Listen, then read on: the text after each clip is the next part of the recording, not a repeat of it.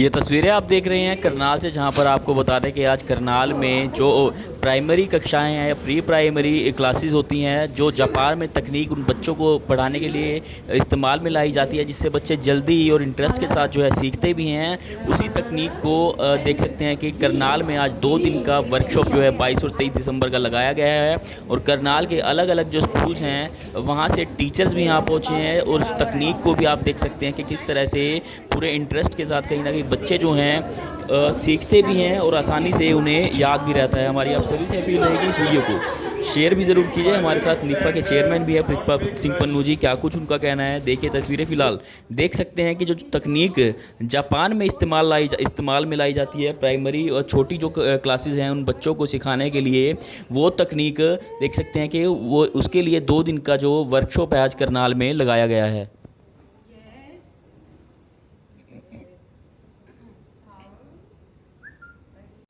देखिए, जापान के साथ हमारे बहुत अच्छे संबंध हैं, हमारा मित्र देश है। निफ़ा को लगभग जो है 2006 से हम लोग लगातार जापान जा रहे हैं। 2006 में मैं पहली बार गया था। भारत सरकार ने कम्युनिटी डेवलपमेंट प्रोग्राम के लिए मेरी सिलेक्शन की थी। 20 लोग पूरे इंडिया से सिलेक्ट हुए थे। उसके बाद 2007 से लगभग हर साल निफ़ा का एक ग्रुप जो है वो जापान जाता है और वहाँ से अच्छी बातें सीख कर आता है। तो ये हमने देखा कि जैपनीज एजुकेशन टेक्निक है जिसको नाम दिया गया है पैनल थिएटर का। ये हमने इंट्रोड्यूस जो है वो हमने पहले भी करनाल में, चंडीगढ़ में और दिल्ली में वर्कशॉप की, और जिन स्कूलों ने इसको जो है इस्तेमाल किया, सीखा, उनकी जो फीडबैक है वो बहुत अच्छा है कि इसके रिज़ल्ट बहुत अच्छे हैं। तो हमें लगा कि इसको दोबारा से, कोविड के कारण काफ़ी लंबे समय से हम दोबारा नहीं कर पाए थे, तो अभी जैसे ही कोविड का पीरियड ओवर हुआ तो मैंने दोबारा से रिक्वेस्ट की। ये जैपनीज एजुकेशन टेक्निक है। नॉर्मली क्या होता है कि हमारे यहाँ हम अपने बच्चों को जब स्कूल में भेजते हैं तो बच्चे सुबह स्कूल नहीं जाना चाहते, माँ बाप उन्हें थप्पड़ लगाकर बच्चों को स्कूल भेजते हैं। बच्चे रोते हैं स्कूल जाते हुए, क्योंकि उनको पता है कि स्कूल में जाकर मुझे टीचर का लेक्चर ही सुनना पड़ेगा, और अभी उनकी उम्र नहीं होती लेक्चर सुनने की। उनको जो है ब्लैक बोर्ड पर बातें 4 बताई जाती हैं और लेक्चर सुनाया जाता है। अभी आजकल स्मार्ट क्लासेज आ गई हैं, लेकिन स्मार्ट क्लासेज में भी क्या है कि सामने जो है एक एलईडी स्क्रीन लगी हुई है और उसके ऊपर कुछ वीडियोस चल रही हैं और बच्चे उसको देख रहे हैं। कम्युनिकेशन नहीं है, उस एलईडी स्क्रीन के साथ बच्चे कम्युनिकेट नहीं कर सकते। ये जो एजुकेशन टेक्निक है जापान की, ये रियल टच देती है टीचर और स्टूडेंट्स का आपस में, जो कि ह्यूमन टच है, जो एक ह्यूमन रिलेशन है, उसको इम्प्रूव करती है। इसमें जो भी सब्जेक्ट टीचर पढ़ाना चाहता है, चाहे वो मैथ है, चाहे वो इंग्लिश है, चाहे वो हिस्ट्री है, चाहे वो साइंस है, कोई भी सब्जेक्ट है या ह्यूमन बिहेवियर है, उसके वो क्या करते हैं, उस सब्जेक्ट की एक छोटी सी स्टोरी बनाते हैं और स्टोरी के ऊपर छोटी छोटी डॉल कटिंग करते हैं। इनका एक स्पेशल पी पेपर है, वो पी पेपर जो है वो इनका जो बोर्ड होता है उसके ऊपर स्टिक हो जाता है। उसमें कहीं ग्लू लगाने की ज़रूरत नहीं पड़ती, पीछे टेप लगाने की ज़रूरत नहीं पड़ती, वो जहाँ लगाएंगे वहीं हो जाता है। तो उस पी पेपर की ये डॉल कटिंग करते हैं, उसको बढ़िया से कलर करते हैं, बच्चों को इन्वॉल्व करते हैं, बच्चों से भी करवाते हैं ताकि बच्चे एंजॉय करें। और उसके बाद फिर वो जो सब्जेक्ट पढ़ाना चाहते हैं उसको एक थिएटर का रूप देकर, इसलिए इसको नाम पैनल थिएटर दिया गया है कि वो एक थिएटर का रूप देकर एक स्टोरी टेलिंग के रूप में उसमें जो है वो सिखाया जाता है। और बच्चा जो है वो जब उसको एंजॉय करता है, वो खुद भी आकर बनाता है और आकर प्रेजेंटेशन करता है या प्रेजेंटेशन देखता है, तो अगले दिन वो स्कूल जाते हुए रोएगा नहीं। दूसरा, इससे एक बड़ा छुटकारा मिलेगा रट्टे की आदत का। हमारे मैक्सिमम बच्चों को रट्टे की आदत है। बहुत कम बच्चे निकलते हैं जो मेरिट में जाते हैं, जो सब्जेक्ट को समझते हैं, एंजॉय करते हैं। मैक्सिमम बच्चे तो रट्टा मारते हैं कि ये 50 क्वेश्चन है, मुझे इसका रट्टा मारना है, इनमें से कोई सवाल आएगा और जो मैंने रट्टा मार रखा है मैं डिट्टो चिप कर आ जाऊँगा, लिख कर आ जाऊँगा। ये टेक्निक बच्चे को रट्टे से दूर लेकर जाती है। बच्चे एंजॉय करते हैं, बच्चे समझते हैं है क्या। तो मैं समझता हूँ कि बच्चों के मानसिक विकास में बहुत बेहतरीन ये टेक्निक है।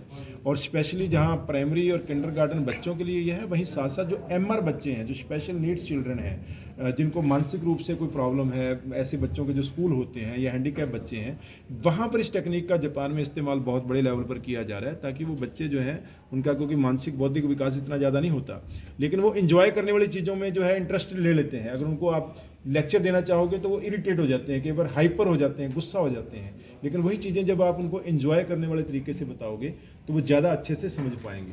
तो ये technique Japanese panel theatre workshop हमने इसलिए 2 दिन की रखी है। यहाँ करनाल के अलग अलग स्कूलों के लगभग 36 टीचर जो हैं वो पार्टिसिपेट कर रहे हैं, हिस्सा लेने के लिए आए हैं। वो सीखेंगे, अपने स्कूलों में करेंगे, और जो स्कूल हमें उसके बाद चाहेगा उनके टीचर को हम लोग एडवांस ट्रेनिंग के लिए जो है वो जापान भी भेजेंगे। और ये हमने बात की है कि जो टीचर, जो स्कूल इसको आगे अडॉप्ट करना चाहता है हम उनके टीचर्स को आगे फर्दर ट्रेनिंग के लिए जापान भी भेजेंगे। मैं दिल से धन्यवाद करना चाहता हूँ सुनील बिंदल साहब का। बड़े भाई हैं, हमारे समाजसेवी व्यक्तित्व हैं। जब मैंने उनके सामने ये आइडिया रखा तो उन्होंने कहा कि पन्नू जी, एजुकेशन में प्रमोशन के लिए कुछ भी आप काम करते हैं तो हमारा सहयोग हमेशा साथ है, क्योंकि इस देश में अगर एजुकेशन अच्छी होगी तो कहीं ना कहीं देश का विकास ज़्यादा बेहतर तरीके से होगा। मैं उनका धन्यवाद करना चाहता हूँ। आज की हमारी ओपनिंग सेरेमनी के मुख्य अतिथि भी थे और सारा प्रबंध उन्होंने बहुत अच्छे ढंग से जहाँ का जो है मैनेज किया है।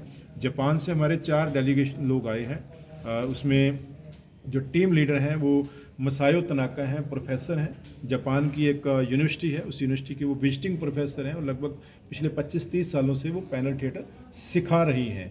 जो ये जो टेक्निक है, ये एक बुद्ध जो मॉन्क थे उन्होंने डेवलप की थी and she was the first student of that Buddhist monk.